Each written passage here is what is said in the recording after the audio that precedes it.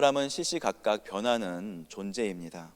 하나님의 성품을 닮아서 온전히 신실하고 거룩했으면 좋겠지만 우리의 감정의 그릇과 또 이성의 그릇 그리고 인품의 그릇이 깊지 않아서 작은 바람에도 흔들릴 때가 있습니다.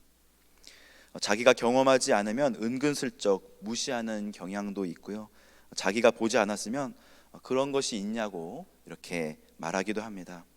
사람들은 한미 장로교회에 와보지도 않고 제 3자의 말만 듣고 우리 교회에 대해서 이러쿵 저러쿵 말하기도 하고요. 그런 소문을 실제로 믿는 것 같기도 합니다. 고린도 교회에 있는 사람들도 그랬던 것 같습니다. 바울도 보지도 못하고 또 아볼로도 보지도 못했으면서도 바울파 아볼로파 이렇게 나뉘어져서 사람들이 바울에 대해서 이러쿵 저러쿵 이야기하고요. 또 바울을 직접 경험하였음에도 불구하고 지금 당장 눈에 보이지 않으니 자신의 신리에 따라서 바울 사도를 이렇게 폄하하는 그런 말을 하는 모습이 고린도 교회 안에 나타나고 있는 것입니다. 그런 그들에게 사도 바울은 솔직하게 자신의 현재 모습에 대해서 이야기해주고 있습니다. 9절 말씀 함께 보시겠습니다. 내가 생각하건대 하나님이 사도인 우리를 죽이기로 작정된 자 같이 끄트머리에 두셨음에 우리는 세계 곧 천사와 사람에게 구경거리가 되었노라. 하나님께서 택하셔서 이제 하나님께 메인바 되어서 하나님의 사용을 받는 그런 사도가 되었는데 하나님께서 이제 좀 귀하게 이렇게 사용을 하시면 좋을 텐데 너무 막 사용하시는 것이죠.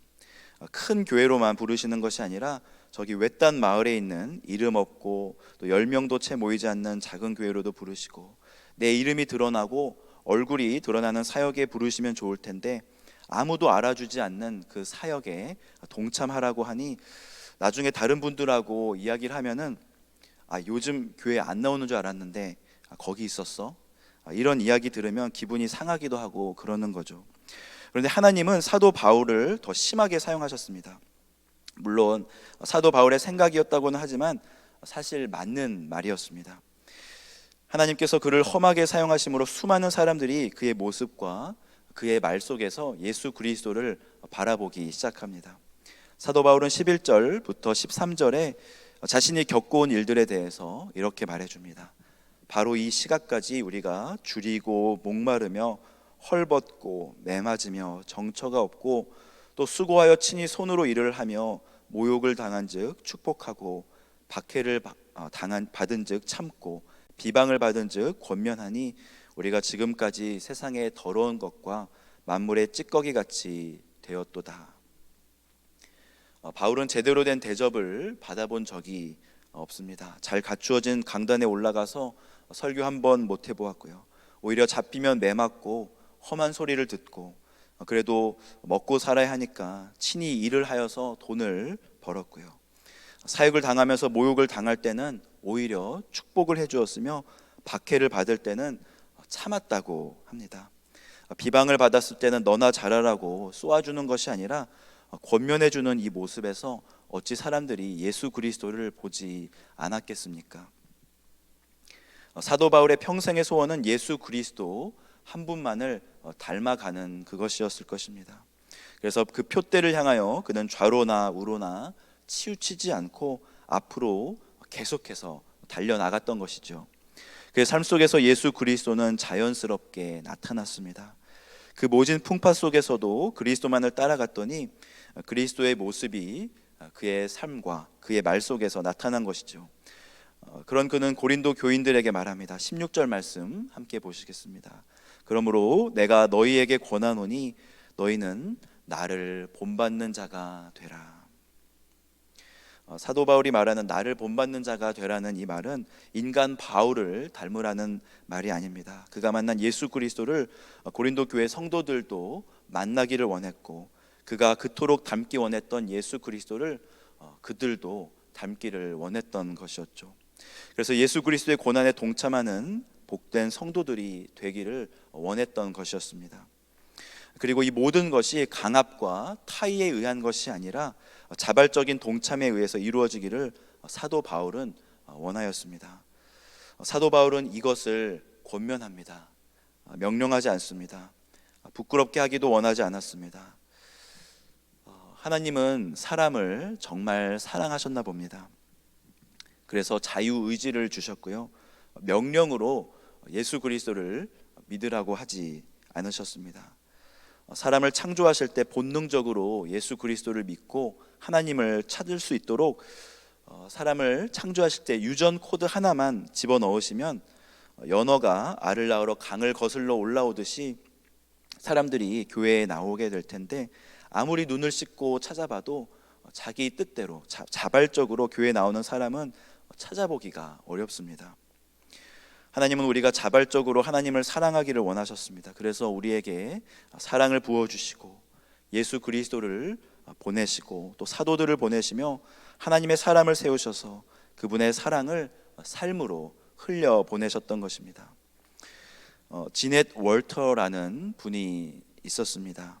이분은 유관순 열사의 선생님이기도 하시고요, 또 유관순 열사가 이제 죽은 후에 수의를 입히고 장례를 치러준 분이기도 합니다. 아직 한국이 일제 강점기에 있을 때 무슨 영광을 보려고 그 작은 나라에 와서 아이들을 가르쳤단 말입니까? 그는 1926년에 부모님이 편찮으셔서 다시 미국으로 돌아오기는 했지만 자신도 몸이 아픈 중에 부모님의 병환도 돌아보며 지역 사회에서 가정교사로 섬겼던 분이었습니다. 하나님은 주님의 사람들을 사회 곳곳에 보내주셨습니다. 때로는 형편도 안 되고 건강도 안 되는데 굳이 거기까지 보내셔서 그 어려운 일을 하게 하시는데, 그것은 그곳에 복음을 듣고 살아나야 할 영혼이 있기 때문입니다. 엘리야는 자신의 삶이 힘들고 어려울 때 하나님께 하소연합니다. 하나님, 이제 나만 남았습니다. 하나님은 연거푸 하소연하는 엘리야의 말을 다 받아주십니다. 그래, 그렇구나, 힘들었구나. 그리고 마지막에 나지막이 한 말씀 하시죠. 그러나 내가 이스라엘 가운데 7,000명을 남기리니 다 바알에게 무릎을 꿇지 아니하고 다 바알에게 입맞추지 아니한 자니라. 하나님이 엘리야를 부끄럽게 하시려고 하신 말씀은 아닌 것 같습니다. 바울 사도가 고린도 교회 성도들에게 권면한 것 같이 사랑하는 자녀를 권하시는 하나님의 모습, 엘리야를 권하시는 하나님의 모습이 보이는 것이죠. 하나님이 무엇을 권하고 계십니까? 이제 일어나라는 것이죠. 많이 힘들지?